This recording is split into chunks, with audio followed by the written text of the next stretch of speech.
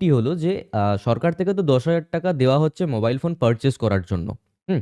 এবার সেই ১০,০০০ টাকার নিচে যদি আমরা কোনো স্মার্টফোন পারচেজ করি, ধরে নিচ্ছি কোনো একটি স্মার্টফোনের দাম ৳৯,৯৯৯ অর্থাৎ ৳১ কম থাকছে ১০,০০০ টাকার থেকে। তো সেই জায়গাতে কি আমাকে অ্যালাউ করা হবে?